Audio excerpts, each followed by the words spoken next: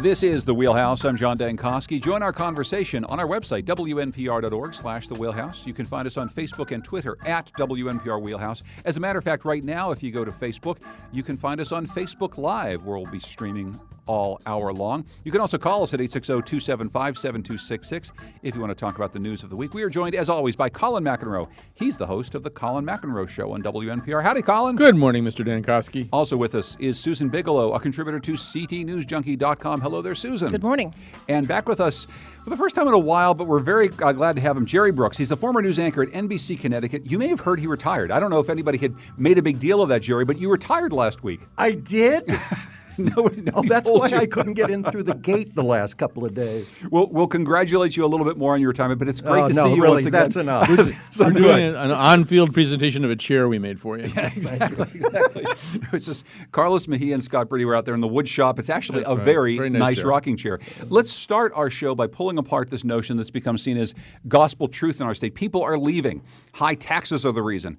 Young people are leaving too, and the fact that the state's no fun is the reason that we hear. To some extent, politicians from both parties have used these truths in their campaigns, but especially Republicans who basically ran on this idea in November and got fairly well spanked in both the governor's and legislative races. The Hartford Courant put out an editorial that said, here are 6 census numbers that are actually pretty good for Connecticut. They say in 2017, about 15,000 Connecticut residents from 30 to 39 in that age group moved to other states, but a little bit more than that. About 16,000 moved in. They've got some other numbers that suggest that maybe things aren't so bad. But I don't know, Colin, it does push back against some trends that we have seen for some time in which it's clear there is some out-migration from Connecticut. I cover the entire New England region on Next in the New England News Collaborative, and we're not alone in that. Our region is losing people. We're getting old pretty fast. We're not finding replacement workers. So how true is this whole thing where Connecticut's kind of a bad place to live, too high taxes, and people are just fleeing left and right? Yeah, I mean, how true is it is a really good question, and maybe not one that has a terribly easy answer, just in the sense that a lot of this data really needs to be looked at a pretty granular level. For example, one place that a lot of people move to from Connecticut is Massachusetts. Now, they're certainly not moving to Massachusetts because of the great tax policies there. I would also say, older couple moves from Connecticut to Vermont is pretty much dog bites man. I don't like that's just been going on forever. It really shouldn't be a big story anymore. I think the truth is there is still an out-migration problem. There's still a net out-migration problem unless you count people moving here from foreign countries, in which case there isn't. And every statement you make about this is kind of like that statement. This is true unless you factor for this. This seems to be a problem unless you look at this other aspect of it. And I don't mean to minimize the problem of population loss. But I also don't think it makes the kind of easy political slogan that it's been turned into, at least not at a truthful level. I don't think it ultimately can be explained in one very simple way. I will say, Susan, that one of the reasons we wanted to pull this apart today is because we want to forensically look at what exactly happened to the GOP in the state legislature, what happened to Bob Stefanowski's campaign, both of which were predicated on the ideas. Going to have Democrats in there. They're going to raise taxes. It's going to be an awful dystopian hellscape that you will have to flee in order to protect your assets. And that didn't necessarily resonate with voters. I will say, I mentioned this in the opening, that there is another line, and often Democrats say this, which is, we don't do enough to prop up our cities and to make them vibrant places. The reason that kids move to high tax and high cost places like Boston or New York is because they're fun. There's things to do. There's high paying jobs there. So that's something that probably requires a little bit of tax income. So in some ways, this narrative that we tell ourselves about Connecticut being a terrible place to live, that people are fleeing, kind of comes from both sides, not just one. Oh, we love to tell ourselves how terrible it is here. That seems to be the Connecticut way, is to just wallow in our own despair as much as we possibly can. We're a really fun kind of people. But it's always going to be more complex than people think. It's always going to, the narrative, of course, is that this is not a great place. It needs to either change or we need to leave it. But of course, it's more complicated than that. People are coming and going for lots and lots of different reasons. There's a lot of reasons to be optimistic about Connecticut that we really don't do a very good job, like you said, of promoting. Our cities are actually a lot more fun than I think people give them credit for. I think that if you look at the downtown housing boom in Hartford, for example, it's pretty interesting what's happening in the cities. Well, there's also jobs here that are very attractive to young people, manufacturing jobs, for example. There are some high-tech jobs as well. So it doesn't fit neatly into our sort of low self-esteem problem. It also doesn't fit neatly into a political narrative for either side.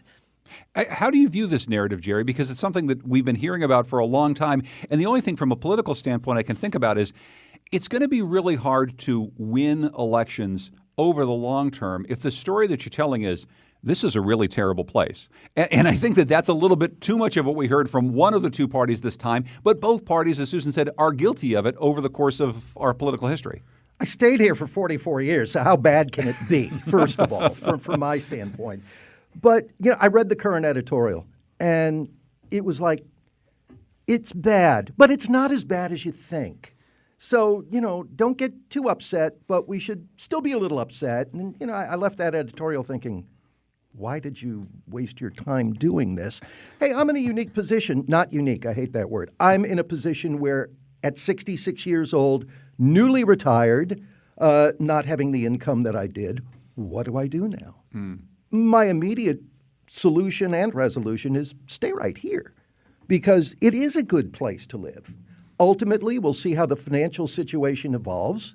And, if I have to buy white shoes and a white belt and, go down south, whatever. But I mean, one of the solutions is that you would write a strongly worded letter to the editorial, of which the Current publishes many, someone who says something that sounds an awful lot like, I raised my kids here and in the great public schools, and I built a good life here. And now, as I turn 66 or whatever, it's time to say goodbye to Connecticut because it's far too expensive a place to live. And I'm struck by how many of those stories we seem to hear anecdotally, whether or not the numbers actually back it up. Well, I read the one in the Current yesterday with the guy. As soon as I'm finished with the obligations to my 99-year-old father, which was a really lovely way of saying I'm waiting for this guy to die so I can get the heck out.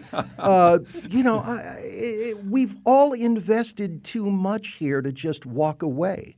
There are solutions. They are going to take much more time than I have to give the world. But, I think the state is worth working toward a resolution to maintain the lifestyle that many of us have enjoyed quite nicely. I think it's significant that two of the people in the gubernatorial field who kind of ran on this dystopian hellscape notion had recently moved back here. Bob Stefanowski had been living in London, then he moved to Philadelphia and commuted on the weekends up to Madison, and then in 2017 he really went all in and moved back up to Madison and then ran for governor immediately. Rod Hanscom, who was the Libertarian candidate, had lived in Texas and I think Seattle, yeah. And then a few years ago moved back to this horrible place that he identifies as this horrible place. It's badly mismanaged, has chronic structural problems. It's always a little counterintuitive to me that people move here having identified this as an inadequately managed place. The other thing that I'll say is, and not, I don't know, not to be invidious about this, but, a lot of people are moving to places that are going to be disproportionately affected by climate change. If you're moving somewhere along kind of that hurricane belt from the Carolinas south to Florida, you're going to be disproportionately affected by climate change that way. And obviously hot places will get hotter.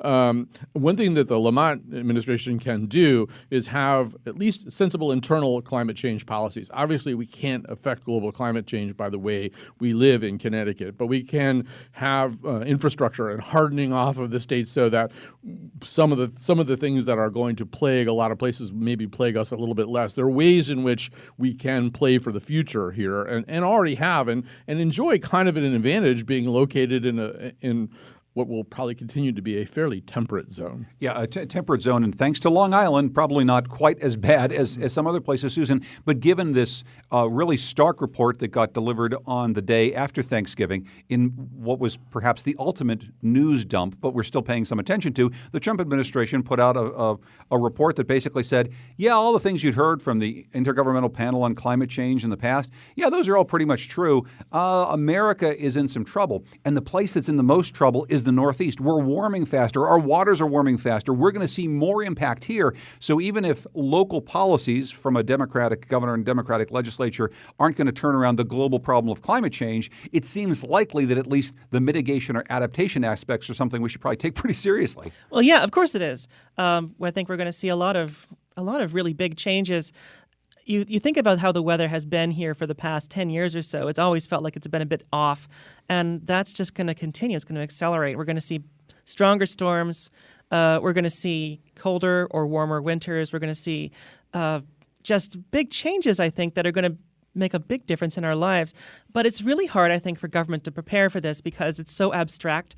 Even now, as we're starting to see some of the effects, they don't know what they're preparing for. They don't know. They don't really understand it, I don't think, and they don't believe that necessarily it's going to be as bad as it might be. So, while they should be preparing, I don't think that necessarily they're going to be all that good at preparing for it. We're going to be reacting instead of actually trying to anticipate. And this has been our problem all along, that we're just reacting to climate change instead of preparing for it. My bottom line is I always dreamed of having shoreline property. I'll stay inland. I was going to say, my house in Simsbury is going to be great shoreline property not so terribly long from now. Well, this messaging that we were talking about on the Republican Party, Colin, in which part of the message is taxes are too high here, the state isn't managed very well. Some of those things may very well be true. It didn't seem to work out too well for them in this past legislative election.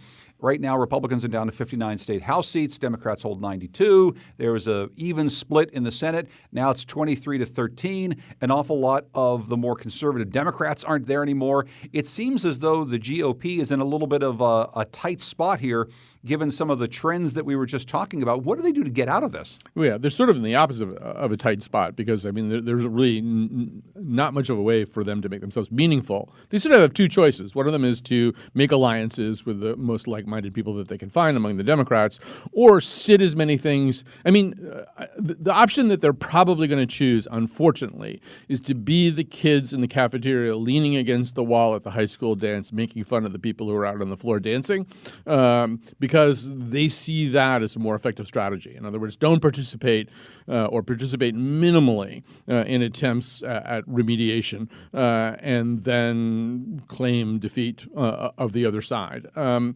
I'm kind of hoping that they don't do that. Lamont is, I think, working pretty hard to set a tone where that doesn't happen. His policy summit yesterday included Aaron Stewart, who's also on his steering committee, but also Thad Gray was there. I think Rob Simmons was there. There were Republicans there. He's trying to get people in the room, have some conversations about how things can be better.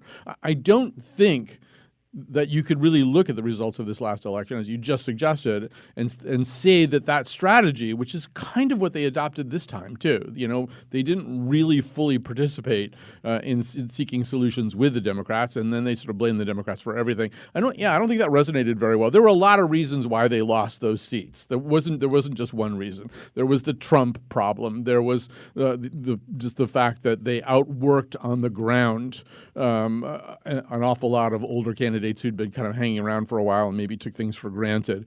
I mean, there are a lot of reasons why any Senate seat or House seat flips.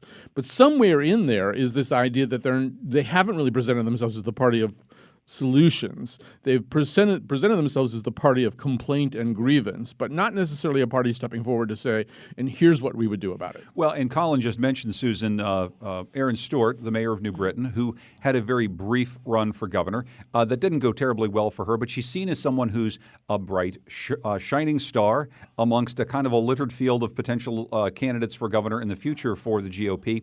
She's also someone who presents herself as a moderate. She leads a city that has an awful lot of Democrats in it. She comes from a political background.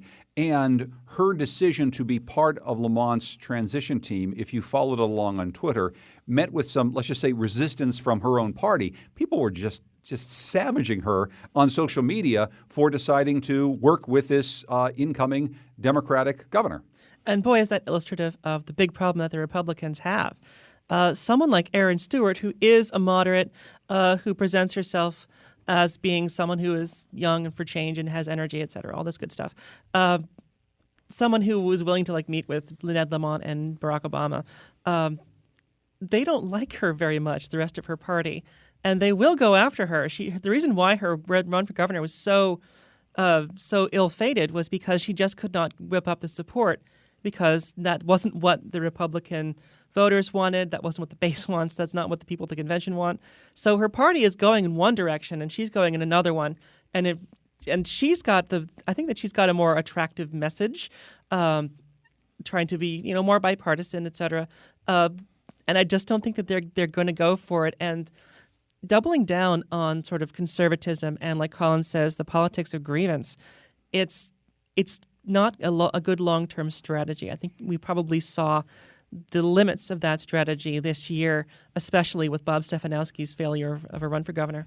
Not a good long-term strategy, Jerry, certainly in a state that has so many unaffiliated voters and a lot of registration this past cycle for more unaffiliated voters. What do you see as a future of a Republican Party that obviously in Connecticut looks a lot different as far as the electorate than the Republican Party in a lot of the rest of the country? I think somebody like Aaron Stewart is the future of the Republican Party. I think this past election, they were on that lovely carousel in Bushnell Park, reaching for the brass ring or the gold ring, and just when it was an inch beyond their fingertips, they fell off the horse. And ended up in far worse shape than they were going in.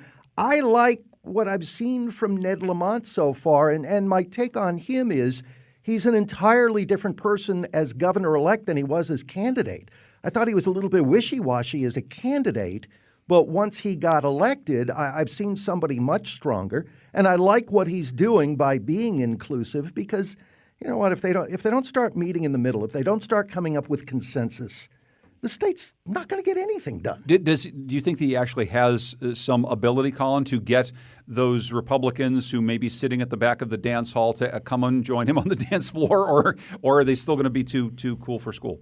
I think it's a lot to hope for them to be meaningful participants, but some of them may eventually be persuaded that it's in their best interest. And just to sort of amplify something that both Susan and Jerry have kind of gotten at here too, Susan did a piece recently about our congressional districts. She talked about the 4th and the way that Stu McKinney and Chris Shays, that type of Republican has and I would sort of lump Stewart a little bit in with that type of Republican. That type of Republican's done very well in the state of Connecticut. A little bit more consensus seeking, a little bit more tilting towards the center, a little bit more of a get along kind of person, and. Right now, the Republican leadership, they sort of need to find that tone a little bit. And I think Lamont is trying to make some room for them to do that. I also think they have to really be careful. I mean, you talked about Aaron Stewart getting beaten up on social media. I was watching that happening, and I was thinking, well, there's another Republican, at least one other Republican on the steering committee that I'm aware of. Now, cards on the table. He's a really good friend of mine, and he's on our board of directors, Greg Butler. Greg Butler was also on Dan Malloy's steering committee or transition committee because everybody wants Greg Butler to be on their transition committee because he's really smart and he really understands government and everybody gets along with him. But you don't see people picking on Greg Butler because he's a powerful man. You see people picking on a woman mayor, a woman urban mayor. That's not a good look for the Republicans. Nope. They shouldn't be doing that. It once again makes it look like they're the white guy party. Don't pick on one of your prominent women. Don't do that. When you only have a few of them, yeah. And that's just to underscore the point that the problem that Republicans have is other Republicans. If they were to open up their primary process, it would actually help them a lot, I think. There's been talk of it. Yep. And if I know that they don't want to do it, the base certainly would hate that. But opening that up would actually, I think, lead to an increase of moderate Republicans actually able to win a primary, which they haven't been able to do at all in the last 10 years or so. It just has not happened. Well, and to get back to Colin's point, you'd written about these formerly competitive congressional districts, the 2nd, the 5th, the 4th. These are places where Republicans could, maybe should do well amongst their own ranks, amongst independents. And over the course of the last decade, we just haven't seen them put up very strong candidates to take back these seats. What do they need to do to start running competitively in these congressional races? Because that's where a lot of the money from the outside is going to flow. That's what's going to energize the party. That's when the National Republican Party might actually take some interest in a different type of Connecticut Republican. I think what voters are looking for, I think voters are who are willing to vote for Republicans in other races. There's kind of a latent Republican vote, especially in the 2nd District, where there's lots of voters who are going to vote for like Bob Stefanowski for governor, or they'll support a Republican for Senate. But they won't support someone for Congress because they like their congressman or whatever reason. I think what those voters really want to see is someone who is going to reassure them, partly on social issues. They want to be reassured about somebody who's not sort of a nationalist like Trump. They don't want like hard right conservatism. They want somebody who's more openly moderate, someone who is more sort of openly bipartisan. Basically, if like a Rob Simmons were to come along. I don't think Rob Simmons. A young Rob Simmons. A young Rob Simmons. I don't think Rob Simmons could win a primary today. And he didn't win a primary, but I think the thing, Jerry, is that we treat the Rob Simmonses or the Aaron Stewarts as a type of Halley's Comet, that only every so many years we could possibly have one streak across the sky in the state. And I can't imagine that there aren't more Rob Simmonses or Aaron Stewarts who are coming from more conservative political ideology, but are willing to get into the political fray and maybe make some sort of change in the party. Well, I read Susan's column, and the 2nd and the 4th districts. The 2nd district is just wasted to the Republicans, where it used to be really tightly run when Simmons upset Sam Gadenson, who seemed like a pretty safe choice, and then Joe Courtney came along and he beat Simmons by what? 78 votes, I think it was. Maybe it was, something like a handful that. Of votes. Yeah. And now, a few years later, a couple of terms later, Joe Courtney's in there like Larson is in the 1st and like Rosa is in the 3rd and the 4th district as well. I mean, it's Fairfield County. You would think that the Republicans would have a much stronger base there than apparently they do now. Yeah. And I was really surprised to see how much blue has crept into the 4th district. And that's a national trend, though. I mean, white, educated, more wealthy voters are actually trending towards Democrats now, and that's partly the Trump effect. But that's made that district much more solidly Democratic than I think it ever has been. Well, we've still got 5 seats. Yeah. How much longer will we have 5 seats? We've gone from 6 to 5. Go back to the outward migration. Yeah. Given the trends earlier, I can imagine within our not too distant future going down to 4 seats. Colin, before we take a break very quickly, we got a Twitter message from Jeff Klaus, who is a conservative who listens to the program, and we're very glad to hear from him. He, getting away from the congressional races back to the governor's race, he says, well, David Stemmerman put forth a number of specific proposals. No politics of grievance there. It's not as though the Republicans weren't running people who were kind of running away from Donald Trump and put out actual ideas, but they didn't get very much traction either. Right. So, I mean, obviously that's on the Republicans to pick Stemmerman over Stefanowski. There were a lot of Republicans, prominent Republicans, who thought Stemmerman was the better candidate. So, I mean, they have to sort that thing out. Just quickly on the congressional districts, worth noting, we have redistricting coming up. It's coming up pretty fast. One thing that I would observe about the 2nd district is because whenever we think about gerrymandering, we always think about it. We don't think about Jerry Brooks. We think about this really sort of cold, calculating stuff where, these days the Republicans have gotten very good at using computers to maximize, get the most bang out of Republican strongholds or, eat up some Democratic strength. It's still often done, though, in the naked exercise of ego and power. So the 2nd district is actually a weaker district than it needs to be because over 2 cycles, basically, Rosa DeLauro, who has one of the safest seats in America, decided she needed Middletown too. And Middletown, I think, after the 2000 census, was actually carved up, taken out of the 2nd district where it could help a Democrat quite a bit, carved up a little bit, so a little bit of it went into the 1st, and the rest of it went to Rosa. If you were doing this with computers, with some 28-year-old algorithm, you wouldn't do that. You only did that because a very powerful Democrat big-footed the process to make sure she got more Democratic voters. To your point, I'm not even sure what district I'm in right now.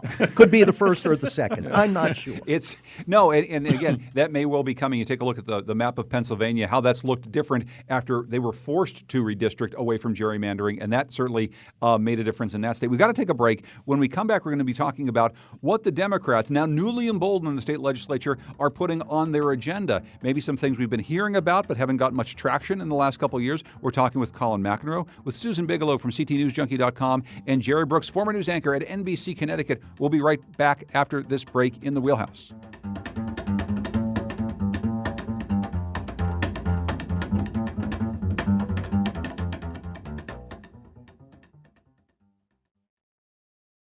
This is The Wheelhouse. I'm John Dankosky. We're on Facebook Live today. You can find us on Facebook at WNPR Wheelhouse, also on Twitter, and you can find us online at WNPR.org/The Wheelhouse. You can always call and talk to us about the week's news at 860-275-7266. We're joined today by Susan Bigelow, who's a contributor to CTNewsJunkie.com, and also Jerry Brooks, the former news anchor at NBC Connecticut, who's basically since his retirement last week has been hanging out in our lobby. And we said, come on upstairs, Jerry. Really? I mean, please, I'm lonely. Help me.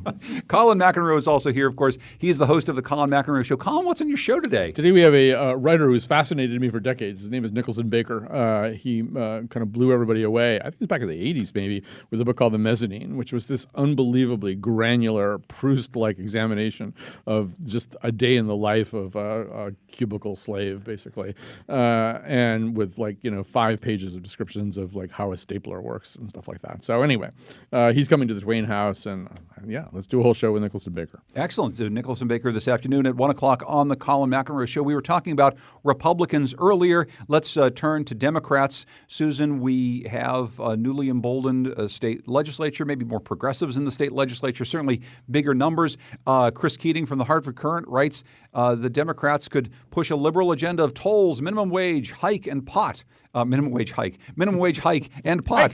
I like that. I read that badly, didn't I? Punctuation. The punctuation is always the problem. But we're going to get to tolls in a second. First of all, is there a sense from you and your reading of the Connecticut State Legislature that now that you've got a Democratic governor and you don't have this split in the state Senate, that now there's just going to be all these things the Democrats have been waiting to do, raising the minimum wage, putting in tolls, making sure that we have marijuana just like Massachusetts? They couldn't do these things 2 years ago when they did have a more of a majority. I don't know. I think that some of these things they're going to try and push. There's still such resistance about marijuana. There's a lot of Democrats who are just not sold. I think it's going to be a fight. I think that this is something that's not going to happen this session. Maybe 2 years from now, if Massachusetts goes well and the benefits are really clear, maybe then. But I just think that there's too much resistance at this point for that to happen. Minimum wage hike, maybe we'll see that. Again, though, the Democratic caucus is not really well known for getting things done in a timely manner. So I'll believe it when I see it. So I don't know. I mean, I think that they're full of energy. They want to get things done, but they always run into reality and time limits sooner or later. Well, and that's the point. When you say time limits, literally, if they start talking about it now, maybe they'll get a vote by the end of this legislative session, and that's not even all that terribly likely. No, I think that they always have a lot of big plans. This is what we see in every legislative session is that there's always big plans. They say we're going to get this done by such and such a time, and they run out of time on it, or it doesn't. They just descend into infighting over it. There's not enough votes for it. So I don't know. I think of these things to happen, maybe the minimum wage, but I don't know. I think that there's still resistance to that. I don't know, Jerry. It looks to me like not only Ned Lamont, but some people in the state legislature might be looking pretty hard at what's happening in Massachusetts. About $2.5 million worth of sales of weed in just 2 little stores, one in Northampton, one in Leicester, Massachusetts. They actually had an emergency meeting in Leicester, Mass, because there's so much traffic and there's so many people standing in line now. This is a curiosity. It's something that we're talking about on this week's next program. There's really only 2 legal weed shops in the entire eastern seaboard of the United States. So, this is going to maybe go away as a novelty, but it still potentially could mean an awful lot of revenue for the state of Massachusetts. Pity the poor people of Leicester. Yes. I mean, really. I saw that story and that sleepy little town, leave us alone, but everybody's flocking to Leicester. I don't see how you can look to Vermont, you can look to Massachusetts, and I believe New Jersey now for marijuana? Well, for Maine has already legalized, but they're trying to institute the same sort of regime that Massachusetts has, and it's been sort of struggling in the state legislature. But you go up north in Canada, the entire country is doing it. And really, how can you watch those tax dollars just go across state lines? You can't. Say it's sports betting in Rhode Island. I'm not a gambler, but you know what? If people are going to spend their money betting on sports, might as well keep it at home. Well, one of the people that we talked to, and we had a whole lot of public radio reporters covering this story last week, Colin, which is, I suppose, not a big surprise. Some of the people are saying, look, if Connecticut's going to try to get more into the gambling business to try to keep people from going north to Massachusetts. Connecticut is a casino. Really? But there's already there's only one casino region, and they want to build more casinos. Well, why wouldn't we do legalized pot to try to keep people from going there and buying that as well? First of all, I do think the horse is out of the barn at this point. I think you're going to see a lot of these states fall like dominoes. Now, when the Connecticut domino falls is a big question, and I'll just sort of add to what Susan said about this. One of the interesting things about injecting some new blood into either chamber of the legislature is that they haven't been through the previous trial attempts. So the way things often get approved in the state legislature is you try it 2 or 3 sessions, you wear everybody down, you ultimately sort of lasso together this kind of coalition that will go along with it, and maybe on your 4th try you pass it. Now, all these new people, like Alex Bergstein from Greenwich and Julie Kushner from Danbury, they're all new. They haven't been through any previous trial attempts. They've never discussed this before, and they have some real questions about it. They have questions about its impact on children. Frankly, marijuana is an understudied drug. It's been around forever, but because of in fact, restrictions on the way that it can be scientifically studied. It's actually a drug that's not very well understood. And so they've got some good questions that are fair questions. I'm sure those questions are going to get defined in certain ways as land of steady habits, can't make changes, everybody else is doing this, why aren't we doing it, we've got to do it, we're leaving money on the table. And all of those are, they're legitimate concerns, but there's another set of concerns that balance them as well. And I kind of applaud some of these new legislators who are saying, I am not going to be rushed into something like this. This is a cultural change. It's a significant change. Just because 2 towns in Massachusetts are doing it, I'm not going to rush our state into it. Good for them, I say. I think we have to remember sports betting and marijuana, we're really going to be making money off of people's addictions in a lot of cases. And we already do this, of course, with cigarettes, and we already do this with alcohol. But let's lay it out there. We're making money off of people's addictions. But, is there a good moral case to make for marijuana legalization? And that's a little more complex. I think that there is, because the social cost of keeping it illegal is just too high. But still, it's like Colin says, it's a complex issue, and there are a lot of different sides to consider. I was just going to say that people who there are people who support all of those things: alcohol, tobacco, and certainly gambling. They'll say, well, these are vices, perhaps. These are not always addictions. Many people are faced with addictions, but not all. And so I don't think we can say we're just preying on people's addictions to gambling. It can be just a fun thing for an awful lot of people. I've certainly said my share of things negatively about the expansion of casino gambling in the state, but I think to say it's all about addiction, I'm not sure if that's exactly the case. Well, I think that the people who are going to be generating the most money are going to be people who have a problem, and does the state really want to almost encourage people to continue with that problem by making it readily available? When I said Connecticut is a casino, I go back. My days here start in 1974. Highlight was the answer. We were going to get, hundreds of millions of dollars from Highlight. We didn't have a lottery. Now we have, I don't know how many games in the lottery. And then bingo. And the Indian reservations could sell cigarettes. And then the casinos, and now we would have put up a roadblock casino in East Windsor. I've really, that's all I can think of it. It's a roadblock. Every extension of any form of gambling has been embraced as the resolution to our financial problems, and where are we now? Yeah, and that's maybe really the issue, Colin, is that we keep coming back to something like this as an issue and yet as a solution, and we don't ever really solve the problem, and so maybe that is a bit of the definition of insanity. The other thing is, we're all talking off of the piece that you referred to that Chris Keating did about this so-called Big Five. I'm not really sure there is a Big Five yet. Once again, all these new legislators haven't showed up yet. They haven't been sworn in. They don't know where their desks are. I think it's a little early for that. You don't hear Marty Looney or Joe Arasimowicz talking about what the big five are. And because I think that's partly because they don't know yet what the big five are or what the major issues are going to be of this legislative session. I mean, this headline was their worst nightmare, right? It was something along the lines of the Democrats to push liberal agenda of tolls, and minimum wage, and pot. Hike and pot, as I read. Yes. So that's their, that was exactly the headline that they don't want to have coming into the session, that they're pushing a liberal agenda. And I don't know that it's clear that they will push a liberal agenda. The first thing they've got to do is, once again, take another look at the finances of the state, see if you can get the ship to stop tilting so far to one side or the other, see if you can get it on kind of an even keel. Then this other stuff, can be part of a larger conversation. But that conversation is going to take a really long time to have. And by the way, the Big Five actually technically is a series of schools in and around the Philadelphia area that have long competed in basketball. I think UConn is hoping to join that as a better conference than they've been in the past couple of years. Quickly, I want to turn to one of those things in the Big Five, Susan. You've written quite a bit about tolls this week, and there's a big new study coming out about where all the gantries are going to be. Let's actually listen to our friend Max Reese from NBC Connecticut talking to DOT Commissioner James Redeker on his show Face the Facts this past weekend, talking about how other states do tolls and how we might do tolls. Massachusetts has 13 gantries and 15 exits, one between every exit. Right. I-95 has 47 exits and 47 miles. You need to deal with it more as a traffic issue. The rates, we haven't set rates. The legislature would set rates. All we did was create an opportunity for discussion of what it might be if someone wanted to do it. But the discussion maybe starts with this report that you were writing about, Susan, and it shows, there'd be an awful lot of tolls and an awful lot of roads.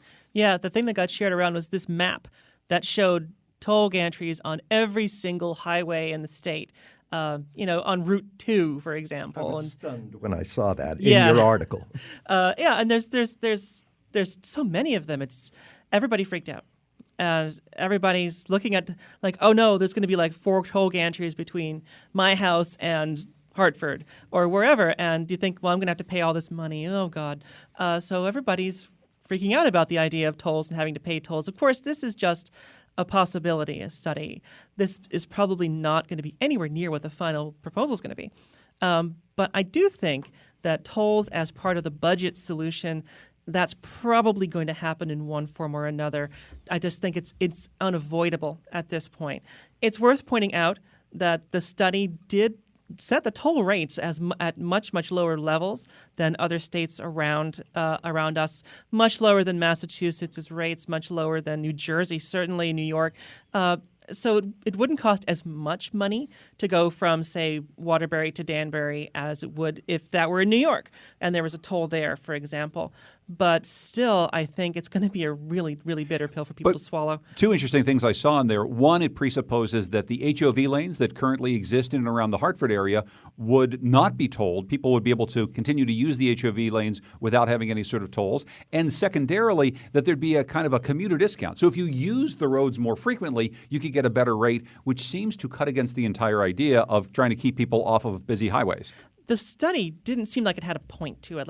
Why are you tolling? Are you tolling just to get money? Well, that's not going to go well because you're going to have a traffic nightmare. So why are you really going to toll here? Are you trying to get people off the roads, for example? Then in that case, then you have to do things like congestion pricing. And, they did this a little bit. They said there'd be a peak charge where you cost more money. Of course, if there's a peak charge but you have a commuter discount, then I'm not sure that really, that doesn't really make a lot of sense. Certainly putting tolls on the HOV lanes, that's something I've heard a lot. People seem like they're more comfortable with that. So you could take the HOV lane, pay the toll if that's your choice. So you could get downtown a little faster, for example. The other part of this that I thought was strange was that they also talked about, well, we'll have all this money, so we'll add capacity to the highways, which means we're going to add lanes to them. This is the sound of me hitting my head against the microphone. Yeah, same. The problem is that widening the highways is not a traffic solution because then more people will be encouraged to use the highways. So you end up with the same traffic problem that you have. You could add 10 lanes to I-91 in both directions. Oh, God, you could, but you'd still have the same traffic nightmares because it wouldn't actually solve things in the long run. So really what we need to do is we need to look at public transit solutions. We need to look at congestion pricing. We need to look at just ways for people to be willing to get out of their cars and take something else to work. But one of the things that this study does, at least, Jerry, is it starts us thinking beyond just the rhetoric of the campaign, which is tolls bad or tolls good or tolls neutral, which is all we were basically hearing. And now at least we can get into some details about what tolls will probably look like when they almost inevitably come. Well, I don't think they're going to look like what, Susan's column said they would look like, because they're everywhere but my little cul-de-sac. Yeah. I'm sure they will eventually come to some sensible conclusion. Whether I'm alive to see it when they finally do is another question. Colin? All right. I should like to point out, just in reference to your setup there, John, that Senator Frankenstein actually lost his election in Killing. Tool's bad. Tool's bad. He's not coming back this year. So, there needs to be some clarity of thinking about this, and I think Susan's done a really good job of kind of laying that out. First of all, is this just a revenue issue? Is it simply an issue of other states are raking in money for as our drivers, head into New Hampshire or whatever? Let's do the same thing. We have to acknowledge it's not going to be a huge amount of money. It's not going to be a sort of fix the budget amount of money. It's going to be a helpful amount of money, but that's about it. If we have a goal beyond that, then we need to have a clear conversation about that. In other words, what do you want people to do? You guys have just illustrated. If you don't want people to drive on the roads going into the cities during the most congested times, then you make it less attractive, not more attractive. One thing they do in lots of other places too is the thing that you alluded to, Susan. Like in Dallas, if you want to go in the fast lane, you pay more money. If you've ever rented a car out of the Dallas airport with a GPS or tried to use your phone, what happens is your GPS just sends you onto this road that costs like $18 a mile to be on or something. But I mean that's a thing you can do, right? If that's what you want to do, give people the option to move really fast and let the 1%ers pay a lot of money for it, or the 10%ers pay a lot of money for it, then that's a strategy. But I think you need a comprehensive strategy first. Is it just a revenue thing, or is it the beginning of a new way of trying to engineer traffic? What do you want people to do? Do you mostly want them to, if possible, leave their cars to take the train? What is it that you're trying to get to? And so I'll just say one last thing. It'll be interesting to see whether Redeker stays as Lamont's head of DOT, or whether Lamont goes and gets somebody with a particular kind of track record around these kinds of issues. That'll tell you a lot about at least where he thinks it's going. We're going to take a break. When we come back, we got a couple phone calls, people raising interesting points. We're also going to celebrate Festivus a little bit early here on the Wheelhouse. We're going to try to find out what grievances perhaps you have, and also celebrate some feats of strength with Colin McEnroe, Susan Bigelow from CTNewsJunkie.com, Jerry Brooks, longtime anchor of NBC Connecticut. We'll be right back after this break in the Wheelhouse.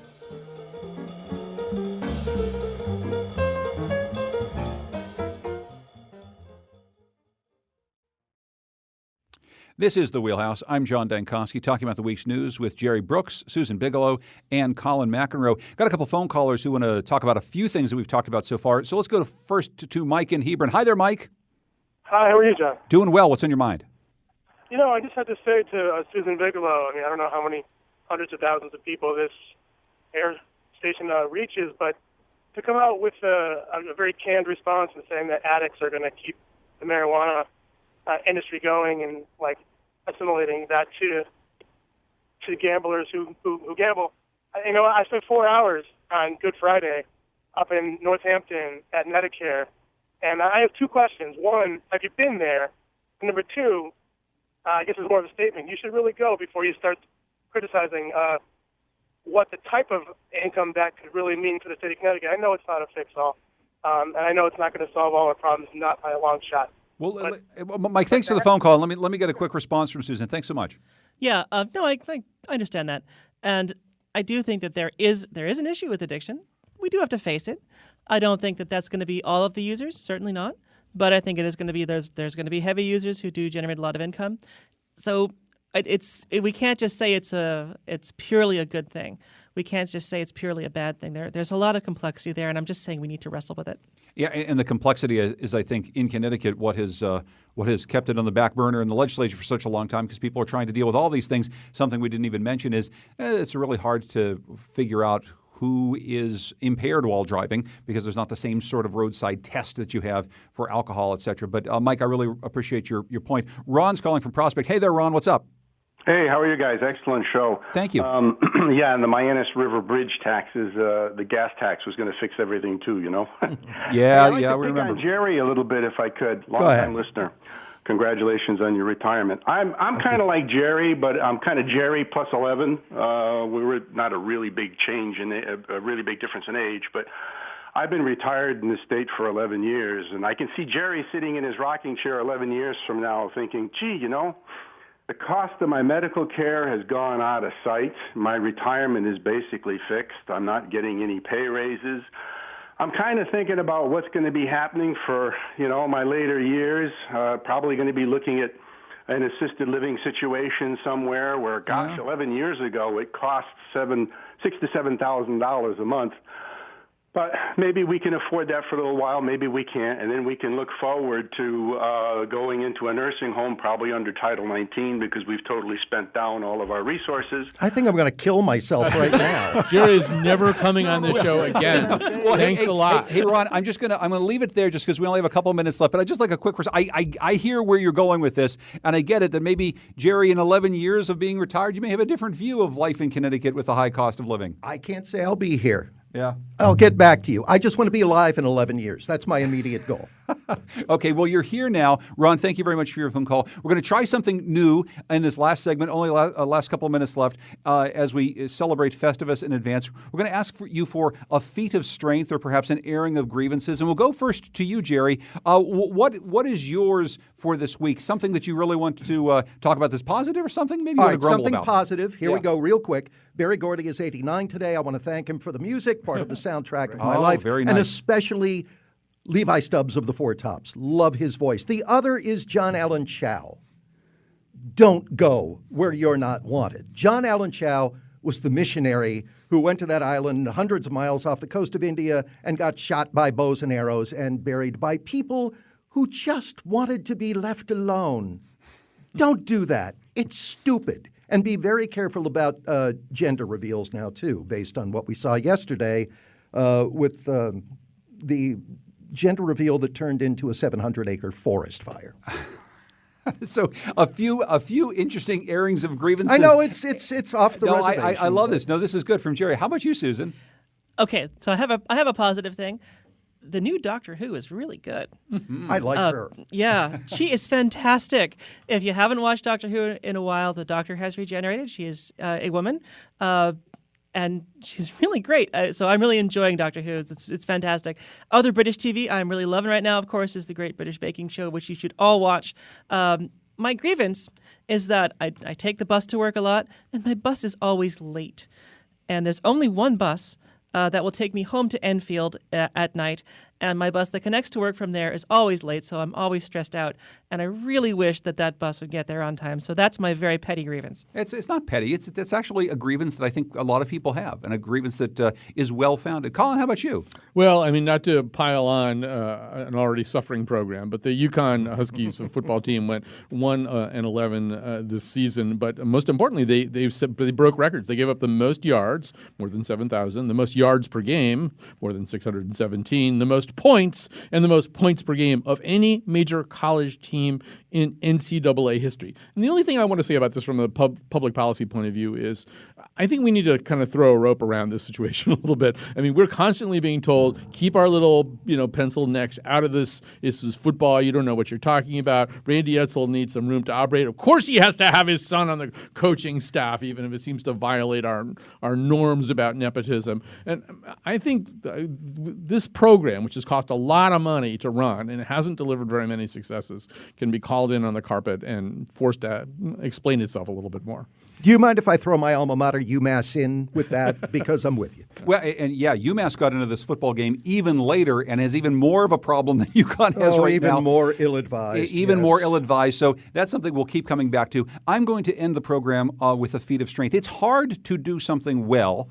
It's really hard to do something well for a very long period of time. And it's really, really, really hard to do something well for a long period of time and have people really like you on the way out. We've been joking with Jerry Brooks for the last week because people made quite a bit of his retirement from NBC Connecticut in 44 years on the air here. Here's a ratings period. But I will say, it is unusual in our business to have so many people come forward and say such nice things about the work that somebody does, and so many nice things about the careers that you've influenced. So thank you, Jerry, for all of your work for all of us, and I really do wish you a very happy retirement. Thank you. I appreciate that very much. I'm happy that I survived, and I'm happy that nobody told me to take a long walk off a short pier on Facebook. So we'll be hearing more from Jerry Brooks, late of NBC Connecticut. Also, Susan Bigelow from CTNewsJunkie.com and our own Colin McEnroe. Thanks to everyone who puts together The Wheelhouse here on WNPR.